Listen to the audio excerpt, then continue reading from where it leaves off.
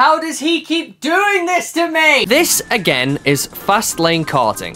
And last time I was here, I had a particularly wild race night where I got my first ever race win and then fought from 7th to 2nd immediately afterward in the next race. Overall, for the evening, I took home the P2 trophy. Hard fought and well earned. But tonight, I'm going one higher. Welcome back to Perico Karting. And in this video, I'm back at Fastlane, and this time, we're gonna try and take home P1.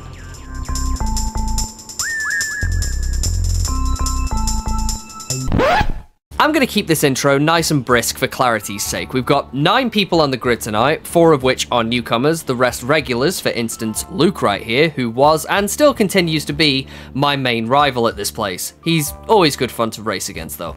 He has an Instagram, please give him a follow, I would appreciate that, and I think he would too. The race format is back to normal. It's a 5-minute qualifying followed by 2 20-minute races, and we drew our numbers to be allocated our carts at random, which changes in between races, and I have been given cart number 28. In the background right now is our qualifying session, where again, I somehow managed to qualify P1 on the grid, meaning as long as I have a solid race start, I should be on for a good result. So I'm just as eager to see this play out as you are, so let's line up on the grid and wait for the lights.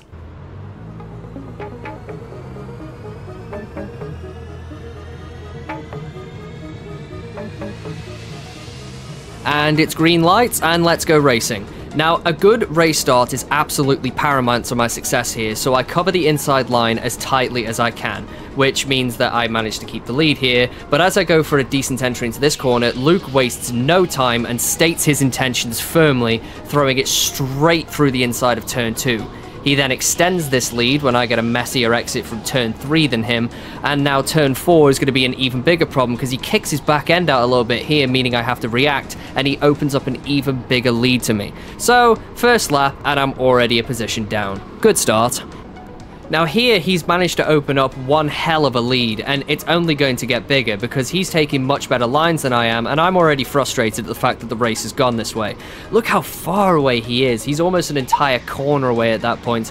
We both go barreling into turn 2, which has a fairly decent exit for me because I'm starting to gain a little bit of ground bit by bit. My entry and exit into turn 3 is just a little bit smoother, just helping me gain tiny bits of ground, and I'm now halfway closer to him than I need to be.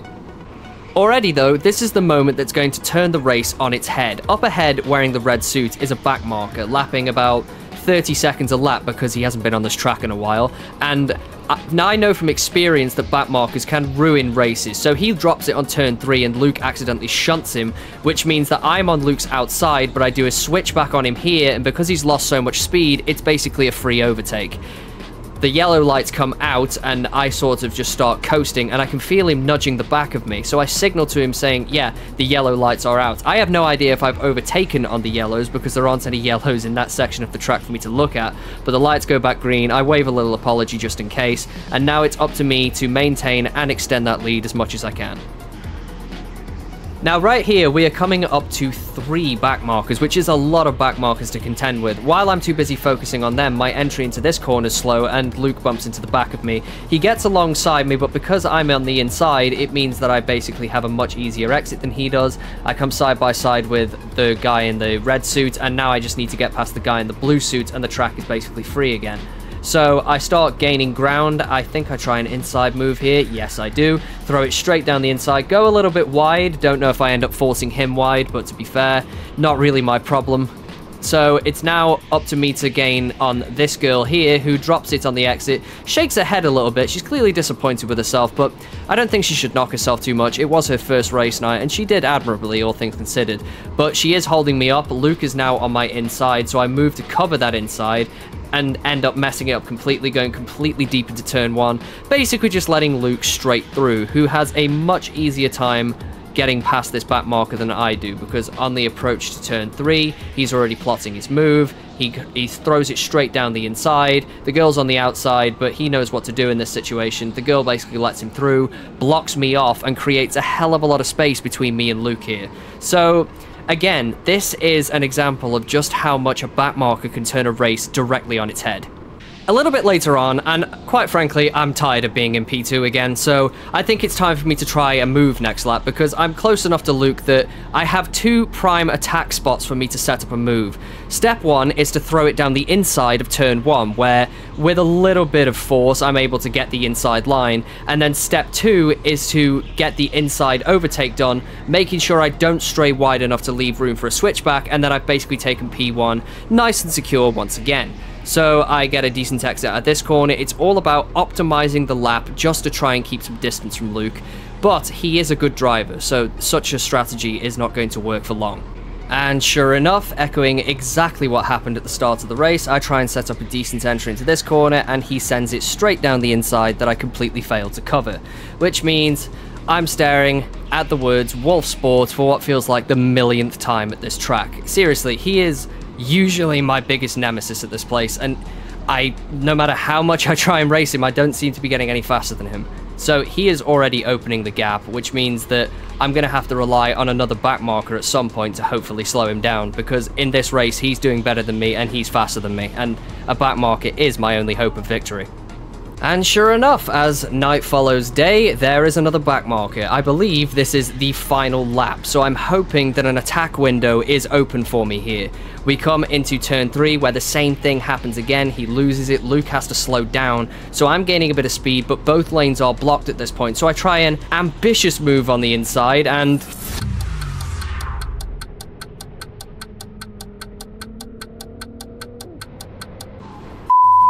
I just miss out on P1 by 0.039 seconds. That was how close that finish was. P1 goes to Luke, well deserved and well fought, and I was so close to taking it from him on the line. I am absolutely devastated at this point, but to be fair, a photo finish is still kind of interesting, so I'll take it. So, the back markers definitely made that race a bit of a mess, but ultimately rewarded us with a photo finish, where Luke just managed to get the better of me by 0.039 seconds. To be fair, that move on the inside was pretty ambitious, and he had the race under his control most of the way, so that's his win well deserved. Now, however, we're switching karts, and this is where things tip in my favour. As is the case with the vast majority of rental places, some of the karts have noticeable disparities in performance. I somehow got lucky enough to draw kart 28 for the second time, whereas Luke unfortunately drew kart 26, which is notably slower. He does, however, start from pole, so let's see how well this goes.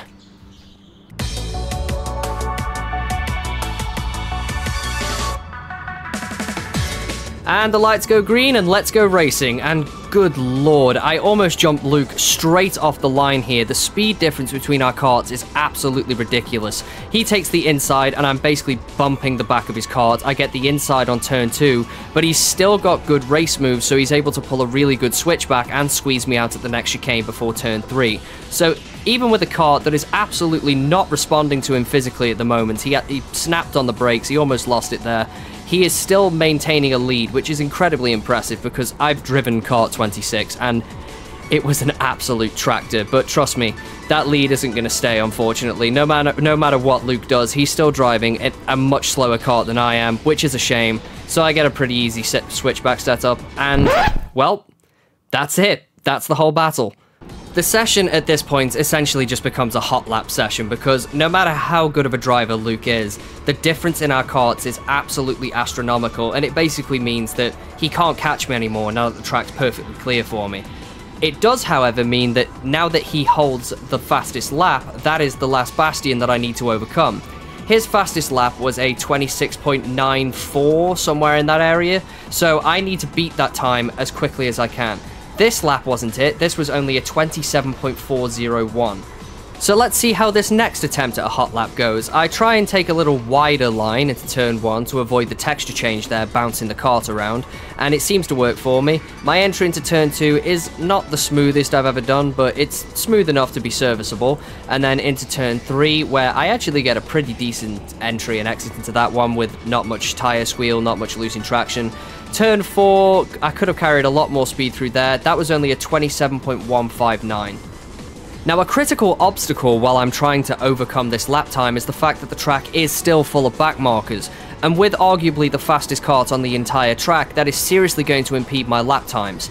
The fact that I'm still not lapping 26s in this thing is nothing short of unacceptable, because I have set a PB in this very kart, so the fact that it's even taking me this long is ridiculous. But I've basically had this lap slowed down a little bit by the guy I just overtook, which means this lap was only a 27.545.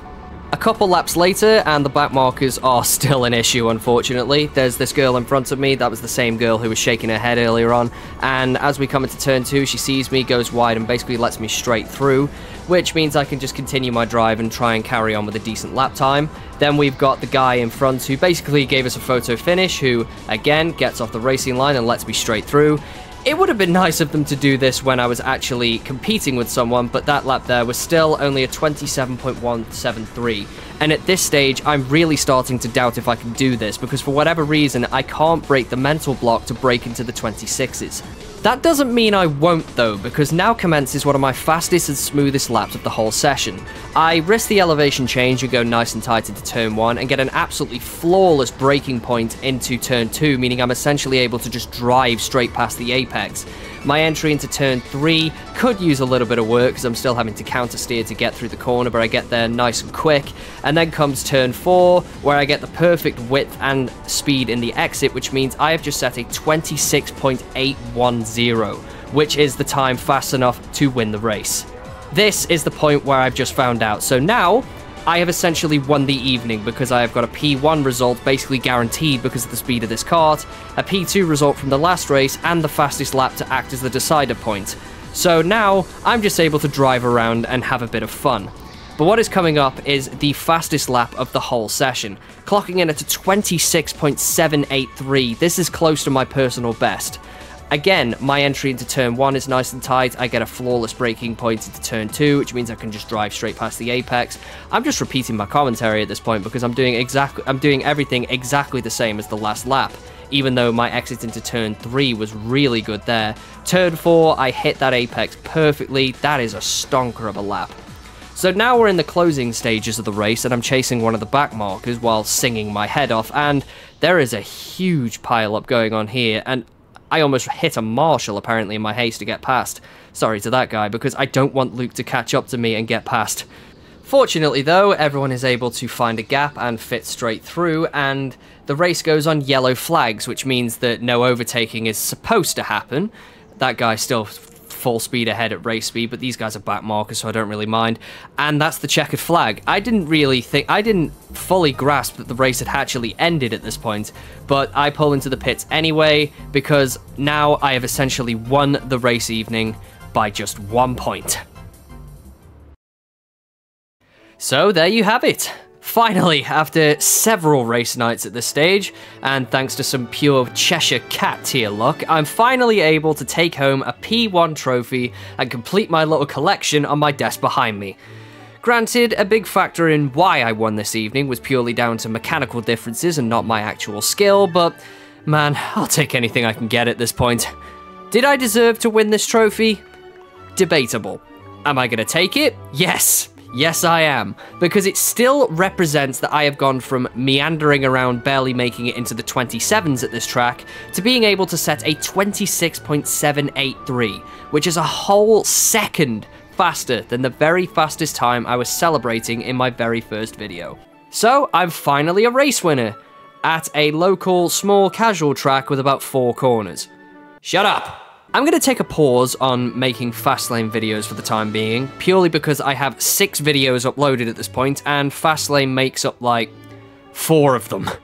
The next video will be at Team Sport Birmingham, and the race I participated in there recently, and man, that race was exciting, so you're going to want to stick around for that.